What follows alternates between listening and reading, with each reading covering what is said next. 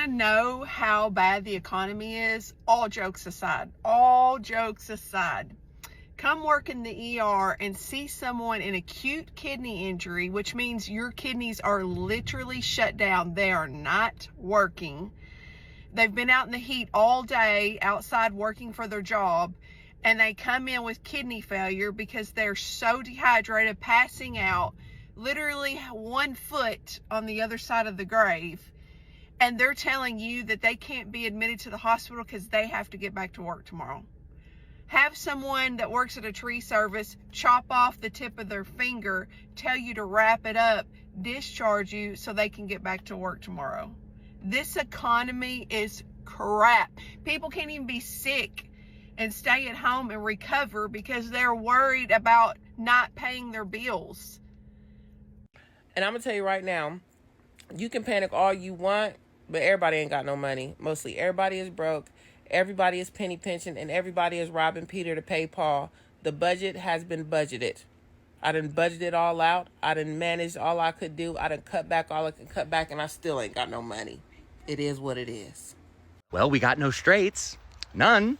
They're closing the second straight. Yep. And they took out 2 Saudi oil tankers, and now the price of oil is over $100 a barrel. So I went to the woods to calm down. I came to the woods to calm down. Over there, there's a babbling brook. My dog is enjoying a nice walk. You know, we're having a good time coming out here to the woods because this week it's not choked with Canadian wildfire smoke in a world of global warming on a dying earth. I needed to calm down. And then what I do, I drove past all of these gas stations whose price is shooting through the fucking roof. Let's talk about those wildfires in Canada. You know, me, my people, we from Detroit, right? Detroit had the worst air quality in the world last week, the whole world. And it's like the second, third year that this has happened. They're saying they're wildfires. I don't know. When I went over there was some type of gray substance coming from wind turbines. I had it on video. Sometimes you got to question things. I don't know, but yeah, the air quality was terrible last week. I just had to point that out for those that don't know.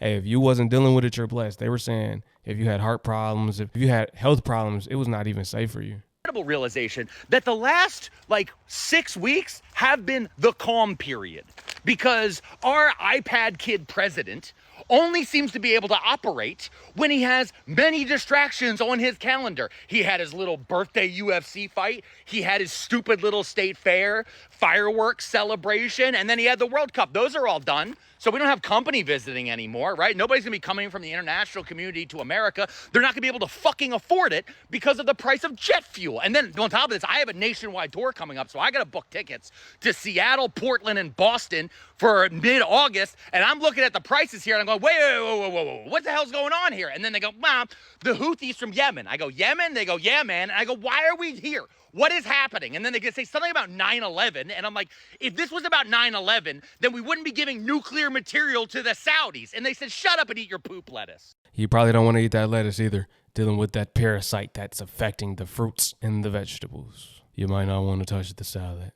People with access to generational wealth, or I should say maybe generational support, even at moderate levels, they see someone not doing everything, even when they're well-meaning. They see someone not doing everything they can to move forward and get ahead as a moral failure because they don't understand that it's not a moral failure for people in poverty. It's a physical inability, right? When you're poor, everything is more expensive. You have no one to lean on very often when you're poor. You have no sense of community. You have no resources, financially, physical, or otherwise. And so they'll look at you as though, why aren't you doing this? Why aren't you going to college? Why don't you just... It's like you're telling the person that takes the bus everywhere, why don't they go to school when not only does it take them 11 hours to go round trip to work, right? Between taking the bus to and from work, they've got to take the bus to the grocery store. They got to take the bus to the laundromat. Why don't you just buy a washer and dryer? Because they only make enough money to be able to afford to wash their clothes at the washing machine, not enough to put them away to buy. They don't understand how their access to that support system that they have permits them to do things that other people quite literally can't do. I had an ex-girlfriend telling me about how oh, you should just go do this, you should just go do this. And it's like I hadn't just read the right self-help books or whatever. And I'm like, you don't understand that when your parents pass, you inherit a generational wealth amount of money. When my mom dies, I'm going to get a $10,000 bill from the state. That's the difference between you and me. So you get to fail over and over and over again right now, and that even should you choose to, if everything goes south for you, you get to coast into old age. There are going to be people in their 60s and 70s working at McDonald's because they don't want to starve. Now, you are afforded the luxury to get to do things, and that's why you believe it's a moral failing. Other people don't have that luxury. They have to do things. And so what a lot of times they end up doing is they're like, well, why aren't you doing these extras, these accessories to go get further? And they are only doing the requisites they can to stay alive for one more day. And too many people with privilege, even when they're well-meaning, they can't comprehend the difference. And now all of a sudden, they made a mistake. They don't know where it came from. A lot of parents are so out of touch with reality about the struggles that their kids have to go through nowadays in regards to cost of living not matching cost of labor. I'm an accounting major, right? I'm in my last year. I have an internship coming up in December, right? If it wasn't for that internship, I genuinely don't know how I would even be able to pursue, anything in this career. Because when I tell you I applied to over 300 internships, networked with the recruiters, they know my name, okay? They told me apply online. Didn't get a single position. That happened so many times, bro. And I would tell my parents about it and emphasize it. And my parents would be like, oh, you're probably just not doing enough, You're just not doing enough. And to be quite frank with you, it's really not that bad right now. You can afford a lot of stuff. I had to give them an example of a family member that's close to us, right? And he's in the same field as me. And he graduated in like 1980 something. In 1992, he bought himself a Porsche 911. Right, a Porsche 911. A 1-bedroom, 1-bathroom apartment with $400 a month in Miami Beach. Nonetheless, car insurance was $100.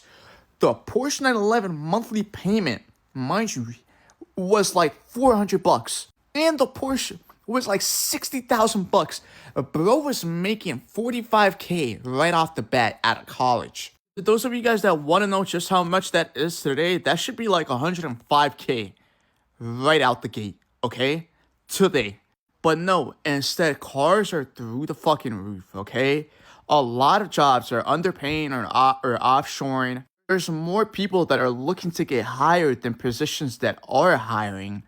And just in general, everything is expensive, and that's something a lot of parents, including mine, are just out of touch with. Like I said, I got lucky because I have an internship coming up, and that should help me, land a job or get a return offer and something like that. But bro, if it was not for that, I don't know what I would be doing. Like, I would probably be having an early life crisis right now. I'm not gonna hold you. Brody said in so many other words, it's hard to even land an internship. Jobs don't even want to let you work for free. We don't got to talk about being paid. They don't even want to let you work for free to get your experience. Thankfully, he landed one, he's saying. Hopefully that pulls through for him. We know right now, employers are infamous for not replying, wasting your time, right? So let's hope the best for him. But yeah, man, a lot of people's parents are out of touch with reality. They don't know what's going on. They think the world is the same way it was when they first entered the workforce. No, it's not. It's far from that, right? But if you're not actively searching, then you won't know. You'll think that person just does not work hard enough. They're not trying enough. They're not doing enough. They're doing all they can. It's a job to get a job.